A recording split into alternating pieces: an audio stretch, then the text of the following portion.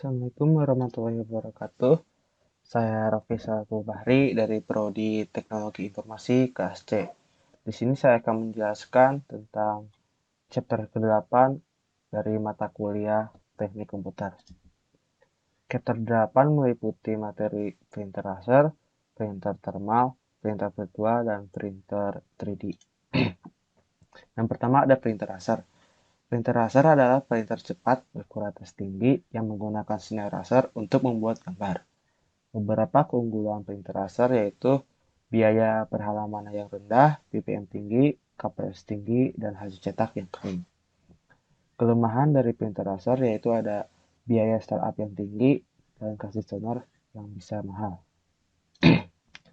Ini ada beberapa bagian dari printer laser, yaitu yang pertama ada imaging drum. Imaging drum berada pada bagian tengah printer laser.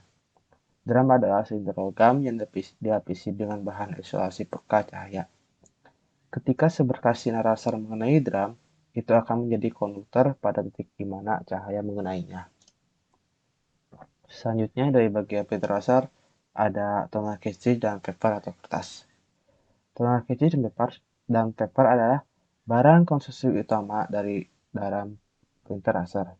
Bagian lain juga dapat dimasukkan ke dalam cartridge toner. Saat drum berputar, sinar laser menggambar elektrostatik pada drum. Gambar yang belum bisa berkembang ini dilewatkan oleh persediaan toner. Toner bermuatan negatif berkombinasi partikel plastik dan logam. Muatan elektrostatik menarik toner ke dalam gambar. Drum berputar dan membawa gambar yang terbuka bersentuhan dengan kertas yang menarik toner dari drum. Selanjutnya bagian dari printer laser itu ada booster assembly atau perakitan booster. Lalu ada transfer roller. Transfer roller dapat membantu mentransfer toner dari drum penciptaan ke kertas. Lalu selanjutnya ada pick up rollers atau kita sebut dengan roll penarik. Roll penarik ini terletak di beberapa area printer.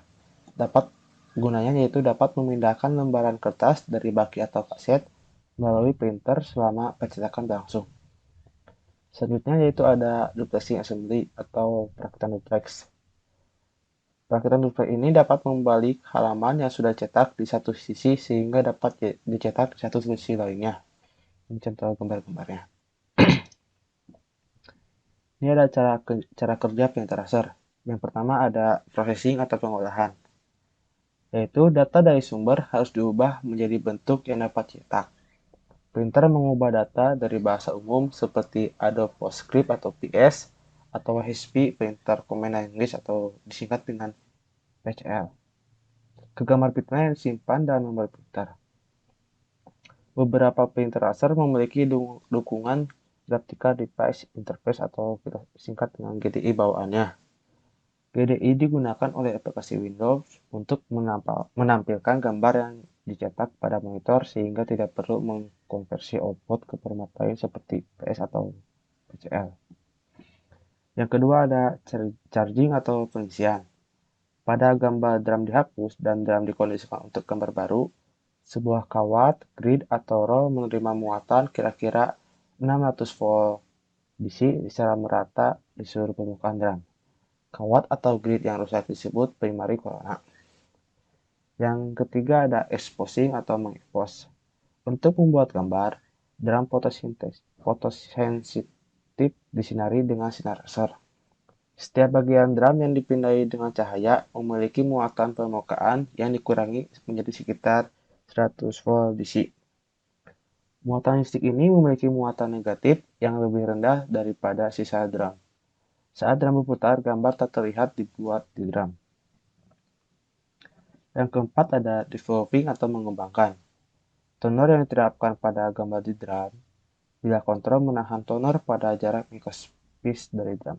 Toner kemudian bergerak dari bilah kontrol ke gambar yang lebih bermuatan positif pada drum. Yang kelima ada transferring atau mass transfer. Toner yang melekat pada gambar dipindahkan ke kertas. Kawat corona menempatkan muatan positif di atas kertas. Karena drum bermuatan negatif, toner pada drum sekarang tertarik ke kertas. Gambar sekarang di atas kertas dan ditahan oleh muatan positif. Karena printer berwarna memiliki 3 trip toner, gambar berwarna harus melalui beberapa transfer agar dapat diselesaikan.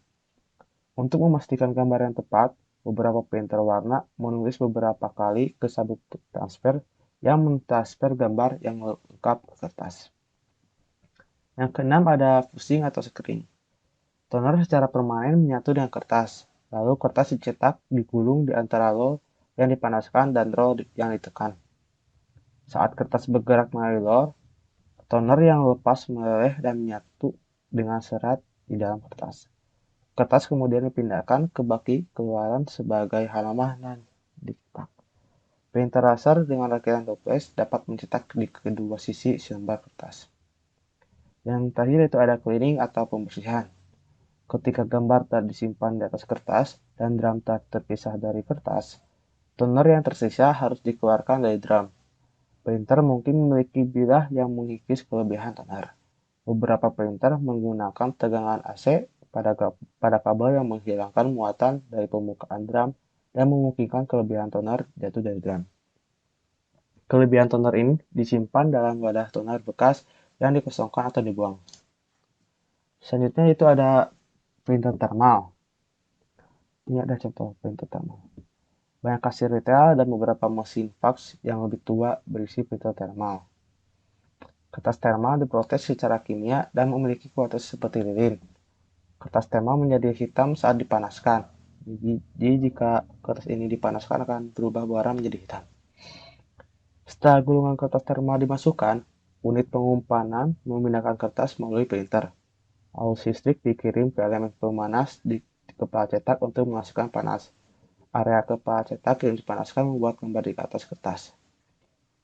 Beberapa keunggulan printer yaitu adalah tahan lama karena hanya ada sedikit bagian yang bergerak. Pengoperasiannya tenang dan tidak ada biaya untuk tinta atau toner, berbeda dengan printer laser. Namun, kertas thermal mahal, harus disimpan pada suhu kamar dan dapat terdegradasi seiring waktu. Printer thermal berkualitas buruk, dan pencetakan warna tidak tersedia. Jadi, printer thermal cuma hanya memiliki satu warna yaitu hitam dan tidak memiliki warna yang lain. Selanjutnya ada printer virtual. Printer virtual ini tidak mengirim pekerjaan mencetak ke printer dalam jaringan lokal. Jadi tidak langsung mencetak dari printernya. Sebagai gantinya, perangkat lunak atau software cetak mengirim pekerjaan ke dalam file atau mengirimkan informasi ke tujuan jarak jauh di cloud untuk dicetak. Ini ada beberapa contoh metode untuk mengirim printan ke dalam file. Itu antara lain itu ada print to file. Awalnya, print to file menyimpan data dalam file dengan ekstensi PRN. File PRN ini dapat dengan cepat dicetak kapan saja tanpa membuka dokumen aslinya. Cetak ke file to file ini sekarang dapat menyimpan dalam format lain, misalnya ada print to PDF atau print to SPS. Print to SPS ini menjadi alternatif dari PDF-nya. Lalu ada print to image. Untuk mengubah orang lain menyalin konten dalam dokumen dengan mudah, Anda dapat memilih untuk mencetak format file gambar seperti JPG atau TIFF. Di dalam printer tua ada code printing. Code printing yaitu dapat mengirim pekerjaan cetak ke printer jarak jauh, seperti yang ditunjukkan pada gambar. Printer dapat berada di lokasi manapun dalam jaringan organisasi Anda. Beberapa perusahaan percetakan menyediakan perangkat lunak yang dapat diinstal dan kemudian mengirim pekerjaan cetak ke lokasi terdekat mereka untuk diproses.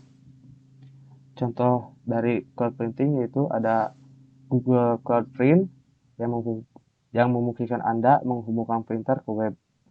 Setelah terhubung, kita dapat mengirim pekerjaan cetak tersebut ke printer kita dari mana saja yang memiliki akses internet.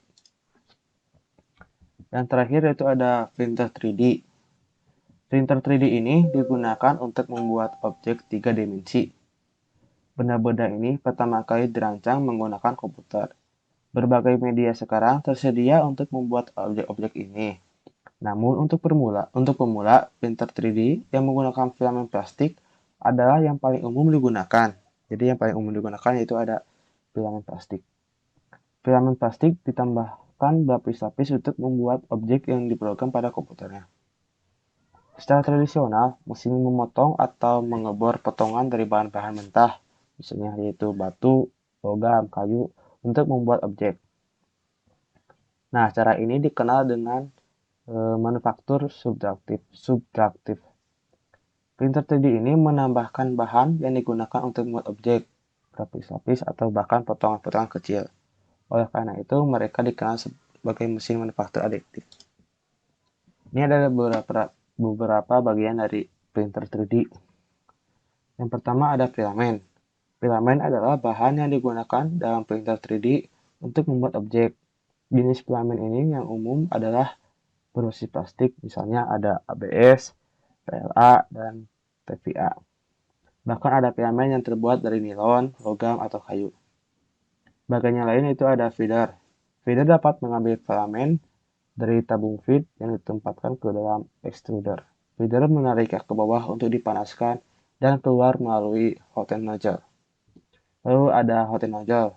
Cara kerjanya yaitu ketika filamen dipanaskan ke suhu yang benar, lalu diekstraksi dari nozzle ini. Selanjutnya ada eksis atau sumbu. Eksis adalah salah satu dari beberapa batang di mana hot end nozzle panas bergerak untuk mengeluarkan filamen, sehingga hot end nozzle dapat ditempatkan di lokasi yang ditentukan dalam lingkungan 3D untuk mencetak objek. Selanjutnya ada print bed. Print bed itu adalah platform filamen yang dipanaskan akan membentuk objek. Sekian dari saya. Wassalamualaikum warahmatullahi wabarakatuh.